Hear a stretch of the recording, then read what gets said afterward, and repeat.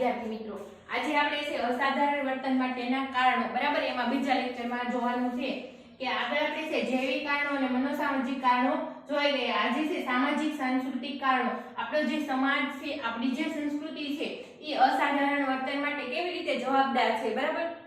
તો એના અંગે આપણે જોઈશું. જેવી રીતે સમાજ અને સંસ્કૃતિ આપણને ઉપયોગી થાય છે એવી જ રીતે જે છે એ અસાધારણ વર્તન માટે પણ એક જવાબદાર કારણ બને છે. તો એના વિશે આપણે જોઈશું બરાબર. આ અગાઉ છે આપણે જૈવિક કારણો જોઈ ગયા. એમાં અંતઃસ્રાવની અસમતુલા, ઉપરાંત જે છે એ ચેતાપગમ વિશે આ બધી જનીન તત્વો બરાબર વારસો આ અંગે માહિતી મેળવી ગયા. મનોસામાજિક કારણોમાં છે એ સામાજિકરણની ભૂમિકા, માતા પિતાની યોગ્ય વર્તણૂક, બાળપણના આઘાતજનક અનુભવો આ અંગે આપણે જોઈ ગયા. હવે આપણે જોઈશું સામાજિક સાંસ્કૃતિક કારણો. તો એમાં જે છે સામાજિક સાંસ્કૃતિક પરિબળો પણ વર્તન અને વ્યક્તિત્વ પર અસર જન્માવે છે. દરેક સંસ્કૃતિના પોતાના આગવા નિયમો, રીત રિવાજો, નૈતિક ધોરણો, નૈતિક ખ્યાલો હોય છે. આ બાબતોની અસર વ્યક્તિના જીવનમાં બાળ ઉછેરની રીત, અન્ય વ્યક્તિઓ સાથેની આંતરક્રિયા, સંઘભાવના, જીવન પ્રત્યેના દ્રષ્ટિકોણ વગેરે પર થતી હોય છે. સમાજ અને સંસ્કૃતિની આંતરિક નિર્બળતા વ્યક્તિના વર્તનની સાધારણતાને જોખમાં આવે છે. જ્યારે જે છે સામાજિક સાંસ્કૃતિક પરિબળોમાં છે વર્તન, એની અસર છે વર્તન ઉપર તો થાય, સાથે સાથે આપણે પર્સનાલિટી ઉપર પણ થતી હોય, એટલે કે વ્યક્તિત્વ પર પણ થતી હોય છે. દરેક વ્યક્તિ છે સંસ્કૃતિના પોતાના આગવા નિયમો હોય છે. દરેક વ્યક્તિ હોય છે અલગ અલગ સંસ્કૃતિમાં ઉછેર પામતી હોય છે અને દરેક વ્યક્તિને છે સંસ્કૃતિ હોય છે બરાબર. તો આ સંસ્કૃતિના પોતાના આગવા નિયમો હોય છે, કંઈક ધારાધોરણો હોય છે અને નૈતિક ખ્યાલો હોય છે બરાબર, કે જે છે આપણે જે આ સંસ્કૃતિમાં રહીને કઈ રીતે વર્તન કરવાનું છે બરાબર. આના ચોક્કસ જે છે એ ખ્યાલો વિકાસ પામેલા હોય છે.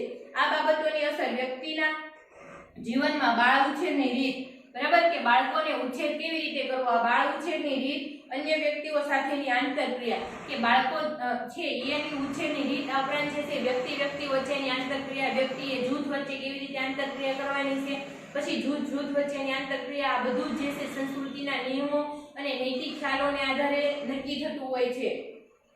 સંઘભાવના બરાબર, સંઘભાવના એટલે જૂથમાં રહેવાની ભાવના, જૂથમાં જોડાઈને રહેવાની ભાવના, જીવન પ્રત્યેના દ્રષ્ટિકોણ વગેરે પર થતી હોય છે. સમાજ અને સંસ્કૃતિની આંતરિક નિર્બળતા વ્યક્તિના વર્તનની સાધારણતાને જોખમાવે છે. આપણી સમાજ અને સંસ્કૃતિમાં જે છે આંતરિક અમુક પ્રકારની નિર્બળતા રહેલી હોય છે. દાખલા તરીકે છે બાળ લગ્ન બરાબર. આ જે છે એ આપણી સંસ્કૃતિ અને સમાજને જોખમાવે બરાબર, અથવા તો જે આંતરિક નિર્બળતા કહી શકાય, જે છે એ સાધારણતાને જોખમાવે છે, એટલે કે અસાધારણ વર્તન તરફ પ્રેરી જાય છે. સંસ્કૃતિનો આધાર લઈને થયેલા સંશોધનો દર્શાવે છે કે પૂર્વની સંસ્કૃતિની તુલનામાં પશ્ચિમી સંસ્કૃતિને અનુસરનારાઓમાં અસાધારણ વર્તનનું પ્રમાણ વધુ જોવા મળે છે. જો પૂર્વની જે સંસ્કૃતિને લઈને ઘણા બધા સંશોધકોએ છે અભ્યાસો કરેલા છે અને એના અભ્યાસો એવું દર્શાવે છે કે પૂર્વની સંસ્કૃતિની તુલનામાં પશ્ચિમની સંસ્કૃતિ બરાબર, કે એને અનુસરણ કરનારા લોકો હોય છે એમાંથી અસાધારણ વર્તન વધારે જોવા મળે છે. કેમ કે પશ્ચિમની સંસ્કૃતિમાં છે વ્યક્તિના જે જીવનનો દ્રષ્ટિકોણ હોય છે એ વ્યક્તિલક્ષી હોય છે, જ્યારે પૂર્વની સંસ્કૃતિમાં છે એ જીવનનો દ્રષ્ટિકોણ સમાજલક્ષી હોય છે બરાબર. પશ્ચિમની સંસ્કૃતિમાં વ્યક્તિલક્ષી હોય છે એટલે વ્યક્તિના સુખને જ પ્રાધાન્ય આપવામાં આવે છે, જ્યારે પૂર્વની સંસ્કૃતિમાં છે એ સમાજલક્ષી દ્રષ્ટિકોણ હોય છે એટલે સમાજના હિતને ધ્યાનમાં રાખવામાં આવે છે, એટલે વ્યક્તિનું વર્તન છે મોટા ભાગે સાધારણ જોવા મળે છે. જ્યારે પશ્ચિમી સંસ્કૃતિમાં વ્યક્તિલક્ષી સુખને પ્રાધાન્ય આપવાનું હોવાથી એમાં જે છે અસાધારણતાનું પ્રમાણ વધારે જોવા મળે છે, એવું જે છે સંશોધનો ઉપરથી જોવા મળ્યું. માર્ગારેટ મીડે ન્યૂગિનિયાની બે આદિવાસી પ્રજાતિ એરાપેરા અને મુંડા ગુમોરા પર અભ્યાસ કર્યો અને જણાવ્યું કે સામાજિક સાંસ્કૃતિક વાતાવરણની ભિન્નતાને કારણે એક જ ભૌગોલિક વિસ્તારમાં રહેતી આ બે પ્રજાતિઓમાંથી એરાપેરા જાતિના લોકો વધુ ઉદાર, શાંત અને સહકારયુક્ત હતા, જ્યારે મુંડુ ગોમોરાના જાતિ વધુ શંકાશીલ, સ્પર્ધાત્મક, ઝઘડાખોર અને દ્વેષપૂર્ણ હતા. માર્ગારેટ અને મીડે જે છે ન્યૂ ગિનિયા બરાબર, એની બે પ્રજાતિ લીધી. કઈ આદિવાસી પ્રજાતિ એમાંથી બે પ્રજાતિ લીધી, એક એરાપેરા અને એક જે છે એ મુંડા ગુમોરા. તો એમાં જે લોકો એની સંસ્કૃતિ પ્રતિ બંનેની સંસ્કૃતિનો અભ્યાસ કર્યો તો એમાંથી એરાપેરા નામની જે સંસ્કૃતિના લોકો હતા એમાં ઉદારતા બરાબર, અન્યને મદદ કરવાની ભાવના, આ ઉપરાંત જે છે સહકારયુક્ત હતા કે એકબીજાને જે છે સહકાર આપવો, મદદ કરવી, ઉદાર થવું અને શાંત પ્રકારના જોવા મળ્યા હતા. જ્યારે મુંડા કોમરા નામની જે જાતિના આદિવાસીઓ હતા એમાં જે છે ચીડિયાપણું જોવા મળ્યું હતું, સ્પર્ધાત્મક હતા, વધારે જે છે એકબીજા સાથે સ્પર્ધા કરતા હતા, ઝઘડાખોર હતા. બરાબર, એની સંસ્કૃતિના જે છે નિયમો હતા એ પ્રમાણે લોકો ઝઘડાખોર હતા, શંકાશીલ હતા. બરાબર, અને દ્વેષપૂર્ણ હતા કે ઈર્ષ્યાભાવ વાળા હતા અને ઉપરાંત શંકાશીલ, વધારે પડતા જે છે શંકાશીલ હતા એવું કહી શકાય છે. બેનરના અભ્યાસો દર્શાવે છે કે લાંબા સમયની બેરોજગારીના પરિણામે ખિન્નતા, હતાશા, આક્રમકતા, અપરાધભાવ તેમજ સમાજ વિરોધી માનસિકતા જોવા મળે છે.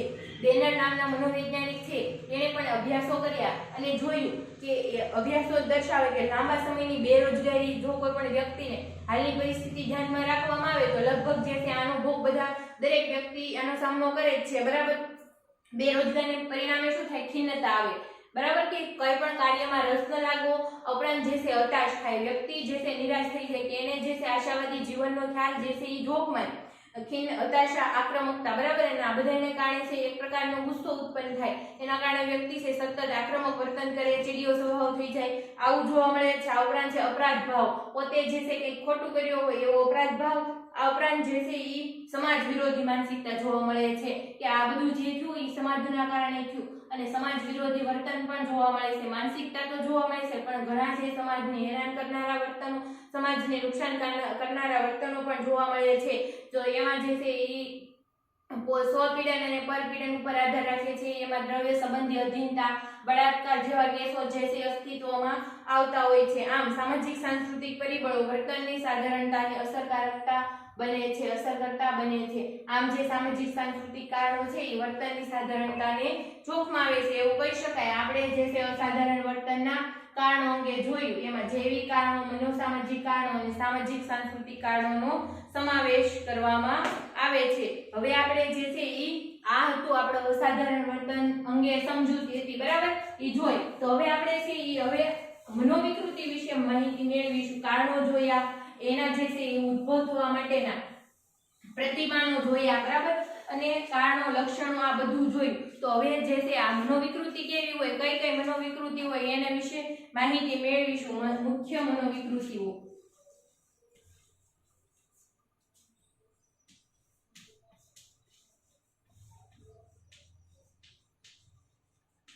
DSM-5 પ્રમાણે જે દર્શાવેલી મુખ્ય મનોવિકૃતિ છે એ અંગે આપણે માહિતી મેળવીશું. આંતરરાષ્ટ્રીય સ્તરે માનસિક રોગોના વર્ગીકરણ DSM માં દર્શાવવામાં આવે. DSM માં માનસિક રોગોનું વર્ગીકરણ તેના લક્ષણોના આધારે કરવામાં આવે છે. અહીં આપણે મુખ્ય મનોવિકૃતિ જેવી કે ચિંતા સંબંધી મનોવિકૃતિઓ, મનોદશાની મનોવિકૃતિઓ, શીખવાની ક્રિયા સંબંધી મનોવિકૃતિનો અભ્યાસ કરીશું. આપણે જે છે આંતરરાષ્ટ્રીય સ્તરે માનસિક રોગોનું વર્ગીકરણ આપણે જોયું હતું. બરાબર, APA દ્વારા બહાર પાડવામાં આવતું વર્ગીકરણ છે DSM. બરાબર, તો DSM-1 થી માંડીને DSM-5 સુધી છે 2013 સુધી છે એટલે બહાર પાડવામાં આવ્યું હતું. તો એની જે છે તબક્કાવાર સ્ટાઇલ વાઇઝ આપણે જોયું હતું. બરાબર, તો આ DSM માં છે ઈ છે મુખ્ય વિકૃતિઓ, મનોવિકૃતિઓ અંગે દર્શાવવામાં આવે છે.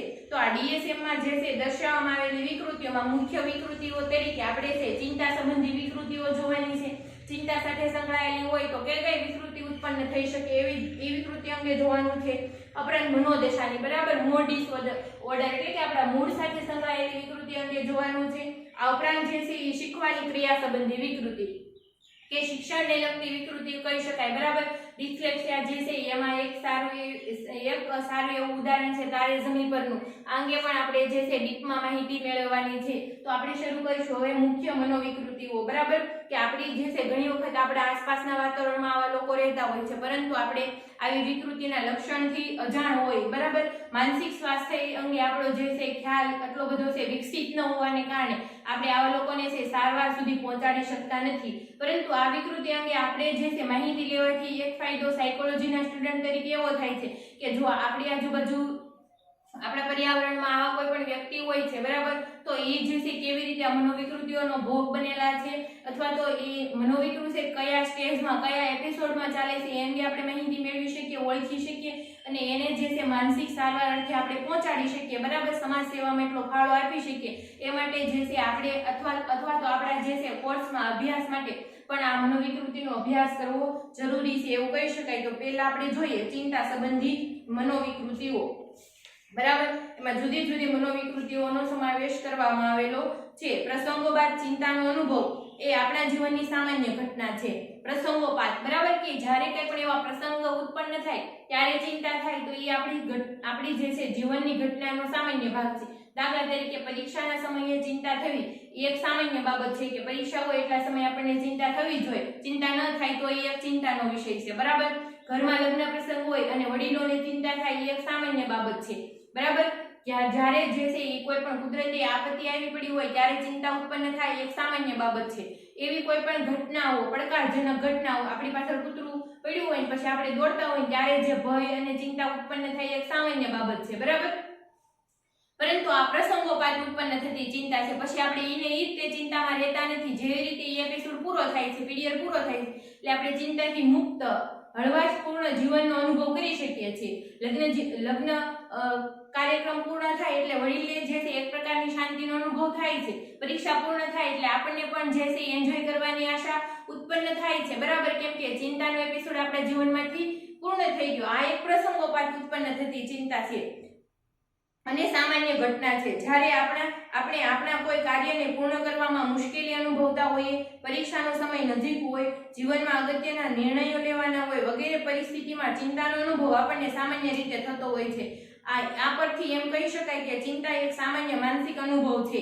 બરાબર, આ બધી બાબતો ઉપરથી એમ કહી શકાય કે ચિંતા છે એક સામાન્ય માનસિક અનુભવ છે જેનો સામનો દરેક વ્યક્તિ કંઈક ને કંઈક કરતો હોય છે એવું કહી શકાય. જ્યારે ચિંતાનું પ્રમાણ સામાન્ય સ્તરથી વધી જાય છે ત્યારે તે વિકૃતિ બને છે.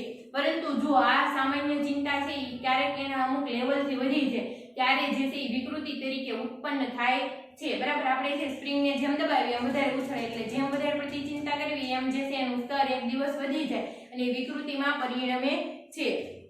ચિંતાની વિકૃતિથી પીડાતી વ્યક્તિ પોતાનામાંથી ચિંતાને દૂર કરી શકતી નથી. બરાબર, ચિંતાથી જે વ્યક્તિ પીડાતી હોય, ચિંતાની વિકૃતિથી પીડાતી હોય એ પોતાની જાતે પોતાનામાંથી ચિંતાને દૂર કરી શકતી નથી. કેમ કે નિસહાય, નિરાશાવાદી જીવન છે એ જીવતી હોય છે. તેથી આંતરિક ચિંતા અને તેના રોજબરોજના કાર્યો જેવા કે વ્યવસાયિક, કૌટુંબિક ફરજો, શાળાની પ્રવૃત્તિઓ અને આંતરવૈયક્તિક સંબંધો પર નિષેધક અસર જન્માવે છે. અને વ્યક્તિ જે છે અતિશય ચિંતાને કારણે એની સામાજિક આંતરક્રિયાઓ એના પર છે નિષેધાત્મક અસર જન્માવે છે. તો એમાં જે છે એના વ્યવસાયિક સ્થળે જે છે એનું વર્તન એકદમ ચીડિયાપણું જોવા મળે. કૌટુંબિક ફરજો છે એ ચૂકી જાય છે એટલે કે કૌટુંબિક ફરજો યોગ્ય રીતે નિભાવી શકતા નથી.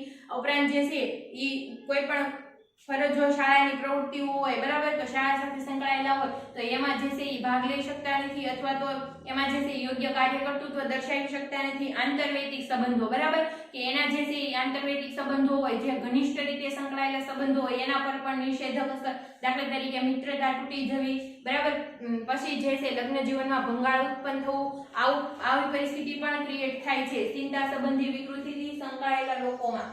ચિંતા સંબંધી મનોવિકૃતિઓમાંથી મુખ્ય 3 મનોવિકૃતિઓ વિશે વિગતવાર માહિતી મેળવીશું. ચિંતા સંબંધી જે મનોવિકૃતિઓ છે એમાંથી આપણે મુખ્ય 3 બાબતો વિશે માહિતી મેળવવાની છે. બરાબર, પહેલું જે આપણે જોયું ચિંતા સંબંધી વિકૃતિ.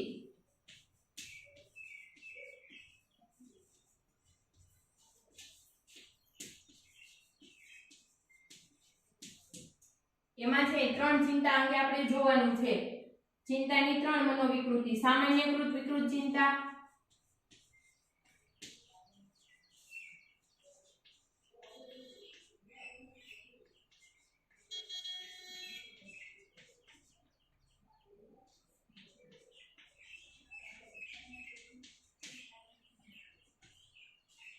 વિકૃત ભય,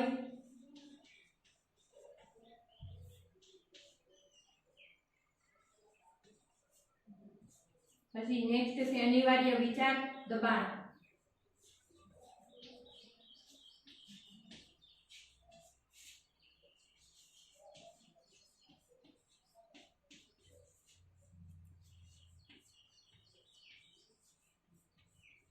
અનિવાર્ય વિચાર દબાણ અને અનિવાર્ય ક્રિયા દબાણ. બરાબર, આ જે છે ચિંતા સંબંધી વિકૃતિ છે અને સૌમ્ય મનોવિકૃતિ તરીકે પણ ઓળખવામાં આવે છે. બરાબર, ચિંતા સંબંધી ઘણી બધી વિકૃતિ છે પરંતુ એમાંથી આ મુખ્ય વિકૃતિઓ અંગે આપણે જોઈશું તો એમાં જે છે 3 મનોવિકૃતિનો સમાવેશ થાય છે.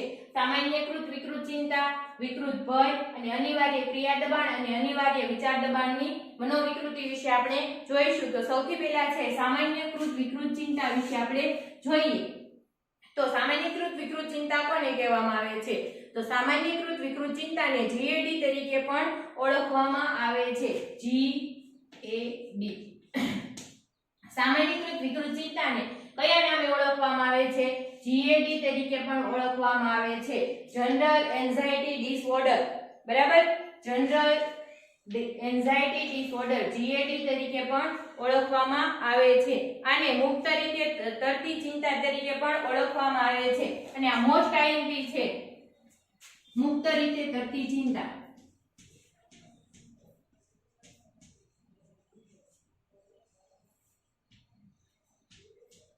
સામાન્યકૃત વિકૃત ચિંતાનું બીજું નામ જણાવો. તો જે તે મુક્ત રીતે તરતી ચિંતા. અને આ જે છે એક માર્કમાં અથવા તો ઓપ્શનમાં બોર્ડમાં વારંવાર પૂછાતો પ્રશ્ન છે. સામાન્યકૃત વિકૃત ચિંતાનું બીજું નામ આપો અથવા તો એને કયા નામે ઓળખવામાં આવે છે? આવું પણ પૂછાય છે. અંગ્રેજીમાં છે GAD તરીકે ઓળખવામાં આવે છે. General anxiety disorder. બરાબર? એ ઓળખવામાં આવે છે. વ્યક્તિ પોતે ચિંતાના ઉદ્ભવ માટે જવાબદાર કારણોથી અજાણ હોય છે. આ ચિંતા એવી છે કે આમાં જે કારણો હોય છે ચિંતાના, બરાબર, દાખલા તરીકે આપણે જે છે પરીક્ષા હોય તો પરીક્ષાની ચિંતા થાય, એના કારણો આપણને ખબર હોય કે આપણે જે છે એ વચાણું નથી, બરાબર તૈયારી નથી થઈ, બરાબર, એના કારણે એન્ઝાયટી ઉત્પન્ન થતી હોય. પરંતુ આપણને ખબર છે જે ચિંતા થઈ એનું કારણ તો આપણને ખબર છે કે પરીક્ષાને કારણે જે છે આપણને ચિંતા ઉત્પન્ન થાય છે. પરંતુ આ વિકૃતિનો જે ચિંતા સંબંધી વિકૃતિનો ભોગ બની ગયેલા છે એમાં જે લોકોને સામાન્યકૃત વિકૃત ચિંતા છે તો એ લોકોને ખબર જ હોતી નથી કે કયા કારણોથી ચિંતા થાય છે. સતત એન્ઝાયટીમાં જોવા મળે છે, એટલે કે એક માનસિક તાણમાં જોવા મળતા હોય છે. બરાબર? તો એને જે છે એના કારણો વિશે ખબર હોતી નથી અથવા તો કારણોથી અજાણ હોય છે. US ના જનસમુદાયમાં આનું પ્રમાણ 3.1% જેટલું છે, એટલે કે આશરે 6.8 મિલિયન યુવાનોમાં આ વિકૃતિની લાક્ષણિકતાઓ જોવા મળે છે. US છે. બરાબર? તો એમાં જે છે આવી જે છે સામાન્યકૃત અથવા તો મુક્ત રીતે તરતી ચિંતાઓ વધારે પડતા પ્રમાણમાં જોવા મળે છે. બરાબર? કેમ કે દરેક વ્યક્તિ છે વર્કહોલિક જોવા મળે છે. એટલા માટે જે છે આના લક્ષણો છે 3.1% જોવા મળે છે. એટલે કે 6.8 મિલિયન યુવાનો જે છે યુવાનો, બરાબર, એમાં જે છે જનરલ લોકોની વાત નથી કરી પરંતુ યુવાનોની વાત કરી છે. બરાબર? જેને તે કાર્યનો ભાર વધારે હોય છે. તો આવા લોકો જે છે કારણ વગરની જે છે ચિંતાનો વધારે પડતો ભોગ બનેલા હોય એવું જોવા મળે છે. ભારતમાં પણ આનું પ્રમાણ વધુ છે. પુરુષોની સરખામણીમાં સ્ત્રીઓમાં આ વિકૃતિનું પ્રમાણ વધુ જોવા મળે છે. ભારતમાં પણ જે છે મુક્ત રીતે તરતી ચિંતાનું પ્રમાણ વધારે જોવા મળે છે, જ્યારે પુરુષ કરતા સ્ત્રીઓમાં આનું પ્રમાણ વધારે જોવા મળે છે. એટલે કે સ્ત્રીઓ છે સતત ચિંતાની પરિસ્થિતિમાં રહેતી હોય એવું પણ જે છે એ જોવા મળતું હતું. તો આના લક્ષણો જોઈએ. DSM-5 માં સામાન્યકૃત ચિંતાના સામાન્ય લક્ષણો. બરાબર? તો DSM-5 પ્રમાણે દર્શાવેલા લક્ષણો છે. તો એક લક્ષણ એવું છે, કોઈ પણ વિષય, ઘટના કે પ્રવૃત્તિ વિશેની આંતરિક ચિંતા સતત 6 મહિના સુધી હાજર હોવી. કોઈ પણ વિષય હોય, કોઈ પણ ઘટના હોય કે પ્રવૃત્તિ હોય, બરાબર, એ વિષય પૂરો થઈ જાય, ઘટના વીતી જાય પછી અથવા તો જે છે એ પ્રવૃત્તિ હોય, બરાબર, એ પ્રવૃત્તિ પૂરી થઈ જાય, બધું પૂરું થઈ જાય તો પણ 6 મહિના સુધી સતત એને એ બાબતની ચિંતા રહે. લગ્ન પ્રસંગ હોય આપણા ઘરમાં, બરાબર, એક સામાન્ય ઘટના છે તો એના કારણે ચિંતા ઉત્પન્ન થાય, બરાબર છે, પરંતુ લગ્ન પ્રસંગ વયો જાય પછી પણ એની એક પ્રકારની ચિંતા જોવા મળે. કેટલા મહિના સુધી? સતત 6 મહિના સુધી. કે ગેપ જોવા મળતો નથી. આ ઉપરાંત જે છે એવી કોઈ પણ ઘટના હોય, કુદરતી આપત્તિઓ હોય, દાખલા તરીકે તીવ્ર ભૂકંપ આવવો, વાવાઝોડું થવું, બરાબર, તો એના કારણે જે છે ભય ઉત્પન્ન થાય અને ચિંતા ઉત્પન્ન થાય, સ્વાભાવિક છે. પરંતુ આ જે છે સીઝન વહી ગયા પછી પણ વાવાઝોડું છે એ મોટા ભાગે ચોમાસામાં થતું અથવા તો અમુક જે છે એ વાતાવરણના પ્રેશરને કારણે ઉત્પન્ન થતું વાવાઝોડા હોય, બરાબર, જેનો છે હમણાં વારંવાર આપણે ભોગ અથવા તો આપણે જે છે વારંવાર માહિતી મેળવી શકીએ અથવા તો આવી આગાહી વિશે પણ આપણે ઘણી વખત જાણી ચૂક્યા છીએ, બરાબર. તો એ ચિંતા થાય એનો એપિસોડ હોય અમુક દિવસો માટેનો હોય કે આગાહી કરી હોય તો 15-20 દિવસ માટેની વધારે આગાહી હોય, એ પૂરી થઈ જાય પછી એની ચિંતા કરવાની કાંઈ જરૂર નથી. ફરી વખત જે છે આવી પરિસ્થિતિ ઉત્પન્ન થાય ત્યારે હવામાન વિભાગ દ્વારા જે છે આગાહી કરવામાં આવે છે અને આપણે છે અગમચેતી રાખી શકીએ છીએ. પરંતુ ઘણા વ્યક્તિઓ આ ચિંતાનો ભોગ બની ગયા હોય તો એને છે સતત ને સતત ઈ ચિંતા છે ઈ 6 મહિના સુધી ચાલ્યા કરતી હોય છે, બરાબર. નેક્સ્ટ છે કોઈ વ્યક્તિ પોતાની ચિંતા પર નિયંત્રણ ન હોવું. વ્યક્તિનું છે પોતાની ચિંતા પર નિયંત્રણ ન હોવું કે સતત ને સતત ચિંતામાં રહ્યા કરે, કામમાં રસ ન લાગવો અને એનું જે ચિંતા ઉપર નિયંત્રણ ન હોય, બરાબર. સતત ને કંઈક જે છે ચિંતામાં હોય છે. નીચેના શારીરિક અથવા બોધાત્મક લક્ષણમાંથી કોઈ પણ ત્રણની હાજરી હોવી અથવા તો આપણે લક્ષણો જોઈએ એમાંથી કોઈ પણ સતત હાજર હોય તો પણ જોવા મળે. દાખલા તરીકે જલ્દીથી થાકી જવું, આ એક શારીરિક લક્ષણ છે, બરાબર. જે લોકો જલ્દીથી થાકી જતા હોય એ પણ તીવ્ર ચિંતાનો ભોગ બનેલા હોય એવું કહી શકાય છે. ઉપરાંત ધ્યાન ટકાવી રાખવામાં મુશ્કેલી થવી, બરાબર, કે જેને છે એકાગ્રતા ટકી રહેતી ન હોય. ઉપરાંત છે શારીરિક અસ્વસ્થતા, વારંવાર બીમાર પડવું, માથાનો દુખાવો થવો, આ જે છે શારીરિક અસ્વસ્થતા દર્શાવે છે. ઉપરાંત છે આંતરિક કક્ષાની સંવેદનશીલતા, બરાબર, કે લોકોને છે જરાક પણ કહેવામાં આવે એટલે એનું તીવ્ર સ્વરૂપ પકડી લેતા હોય. સંવેદનશીલતા, બરાબર, એક શબ્દ આપણે કહીએ એટલે ઈ છે સામે આપણને 100 શબ્દની પ્રતિક્રિયા આપતા હોય. આ જે છે આંતરિક સંવેદનશીલતા દર્શાવે છે. ઉપરાંત છે સ્નાયુવિક તંગદિલી, બરાબર, સ્નાયુઓમાં દુખાવો થવો. ઉપરાંત જે છે ઊંઘમાં વિક્ષેપ, વારંવાર જગાઈ જવું અથવા તો ઊંઘ ના આવવી, બરાબર, મોડી રાત્રે સુધરી જાગવાની ટેવ પડવી. આમાંથી જો કોઈ પણ લક્ષણો 3 હાજર હોય સતત 6 મહિના સુધી તો ઈ જે છે વ્યક્તિ સામાન્યકૃત વિકૃત ચિંતા, મુક્ત રીતે તરતી ચિંતાનો ભોગ બનેલો છે એવું આપણે કહી શકાય છે. મોટાભાગના લોકોમાં વધુ પરસેવો થવો, ઉબકા આવવા, ઝાડા થઈ જવા, શરીરમાં ધ્રુજારી થવી, શ્વાસ લેવામાં તકલીફ થવી, હૃદયના ધબકારા વધી જવા, વારંવાર શરદી થવી, બેભાન થઈ જવું જેવા શારીરિક લક્ષણો જોવા મળે છે. જે લોકો સામાન્યકૃત વિકૃત ચિંતાનો ભોગ બન્યા હોય એમાં કેવા શારીરિક લક્ષણો જોવા મળે કે વધુ પરસેવો થવો, બરાબર, ઉબકા આવવા, હૃદયના ધબકારા વધી જવા, શ્વાસ લેવામાં તકલીફ થવી, શરીરમાં જે છે ચિંતાને કારણે છે વ્યક્તિ જમી ન શકે, પૂરતું ટાઈમે ન જમી શકવાને કારણે કુપોષણનો ભોગ બને. એટલે શરીરમાં જે છે ગ્લુકોઝ અને ઇન્સ્યુલિનનું પ્રમાણ જે છે એનું પ્રમાણ જળવાઈ રહેતું નથી. એટલે શરીરમાં ધ્રુજારી એવી, ચક્કર આવવા, આવું પણ વર્તન જોવા મળે છે. વારંવાર શરદી થવી અને બેભાન થઈ જવું જેવા શારીરિક લક્ષણો જોવા મળે છે. જ્યારે જીએડીના માનસિક લક્ષણોમાં એકાગ્રતાની અશક્તિ, મનમાં અશાંતિ અનુભવવી, વિચારો પર નિયંત્રણનો અભાવ, વાણીમાં અચકાટ કે તોતડાપણું, મૃત્યુનો ભય વગેરેનો પણ સમાવેશ થાય છે.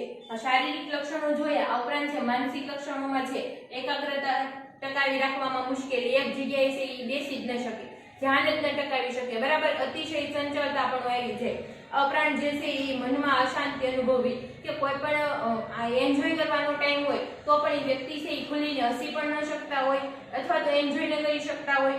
આ ઉપરાંત જે છે વિચારો પર નિયંત્રણનો અભાવ જોવા મળે છે કે એને કયા પ્રકારના વિચારો આવે છે એના પર એનું નિયંત્રણ હોતું નથી. સારા વિચારો કે ખરાબ વિચારો, બરાબર, એને સતત ને સતત અમુક પ્રકારના વિચારો ચાલ્યા જ કરે છે મનમાં.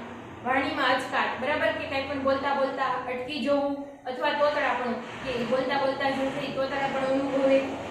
મૃત્યુનો ભય છે, આ જે છે એ મુક્ત રીતે કરતી ચિંતાવાળા લોકો હોય છે ને સતત મૃત્યુનો ભય લાગે છે, બરાબર. એટલે જે છે અમુક વસ્તુ અથવા તો અમુક કાર્યથી છે અલિપ્ત રહેતા હોય એવું પણ જોવા મળે છે. વ્યક્તિને અનુભવાતી અનિયંત્રિત ચિંતાને કારણે તેની રોજબરોજની મુશ્કેલ પ્રવૃત્તિઓમાં ક્રિયાશીલતા અવરોધાય છે.